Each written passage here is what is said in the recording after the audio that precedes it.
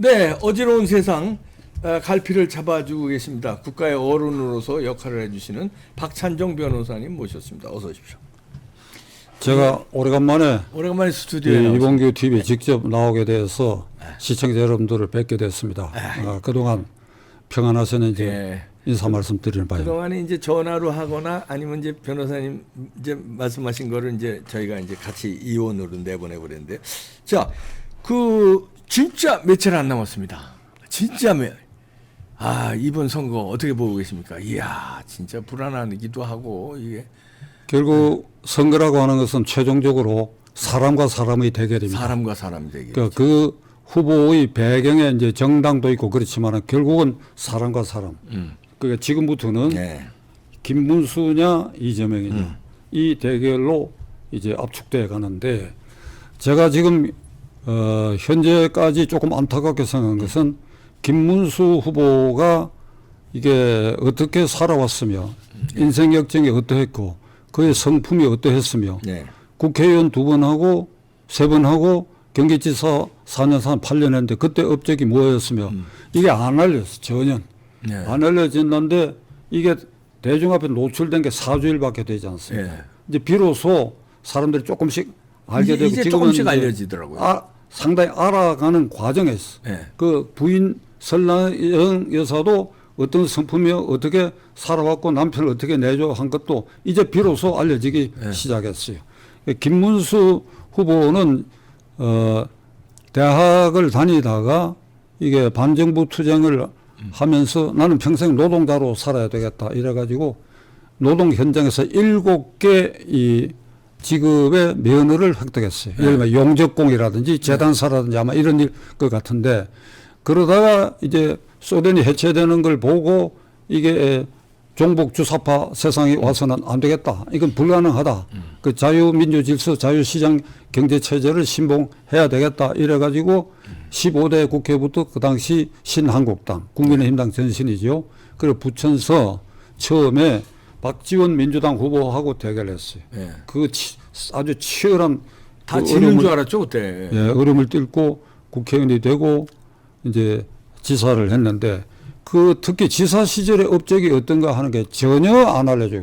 이제 아까 말씀에 좀 알려지기 시작했는데, 예를 들면 평택의 반도체 단지를 조성하고 거기에 삼성 반도체 등이 들어선 것은 전적으로 김문수 지사 시절의 작품이고, 이 판교에 테크노밸리를 조성해갖고 거기를 기술단지로 만든 것도 그 김문수 지사고, 또 좀 작아 보이지만은 경기도와 서울의 이 수도권의 교통망을 일원화 해가지고 출퇴근의 편의를 보장하고 주민들 복지를 향상시킨 거, 뭐 그런 거, 뭐 일일이 다 예를 들어서 하면 돼. 이게 이제 비로소 드러나게 생겼어요. 요게 이제 이재명 지사 4년하고 대비가 되는데, 이재명 지사 4년 동안 한 일은 대북 송금 사건하고 그다음에 성남시장 할 때 대장동 백현동 개발해가지고 5천억의 수익을 시민에게 돌려준 당군 이래의 지역으로서는 최대의 복지를 구현했다. 근데 알고 보니까 대장동 게이트고 그와 별도로 9천억의 저수지를 김만배 일당들에게 안겨줬단 말이에요. 그러니까 이런 부정직한 거. 그리고 이제 어제 그 방송에 나왔는데, 성남시장 할 때 그 성남시립병원이라는 걸 만들었는데 그게 지금 완전히 경영안에 빠지고 매년 500억을 이게 투자를 해야 된대. 그리고 지금까지 4천억인가 국비가 들어가고, 그가 말한 복지란 거 하나도 이루어진 게 없다. 그러니까 이게 이제 점점 대비되기 시작했다. 그럼 왜 안 알려졌느냐? 그 본인의 성품이야. 허장성세. 이를테면 PR을 안 하는 안 하더라고요. 본인은 안 해요.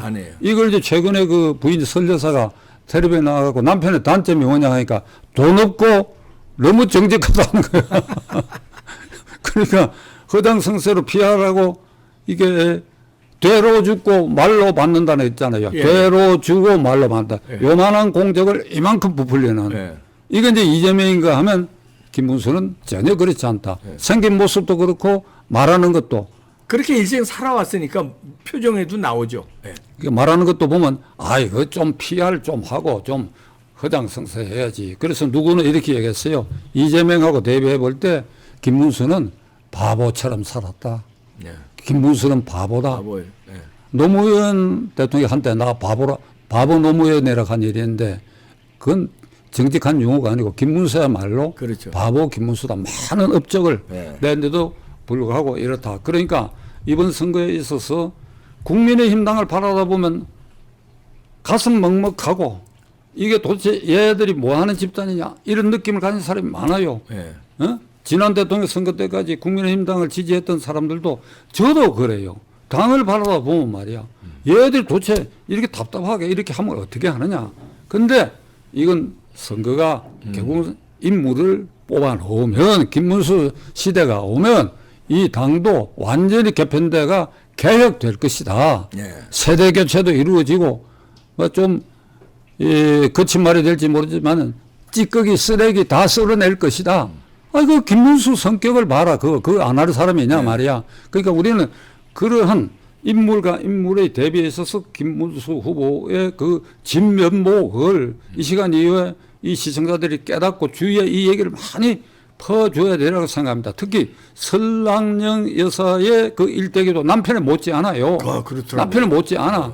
그것도 또 이재명 후보 부인 이 김여경 여사와 대비하면 하늘과 땅 차이야. 이제 이런 걸 되더만요. 예. 생각해서라도 이번에는 김문수다. 이런 마음을 다잡아 주시기를 바랍니다. 네. 인물 대 인물의 대결에서는 뭐 김문수와 이재명은 정반대 길을 걸어왔고 정반대 캐릭터고 그럼 국가 지도자로는 결판이 난 건데 왜 지지율 같은 거는 왜 이렇게 된 겁니까? 다 아는데.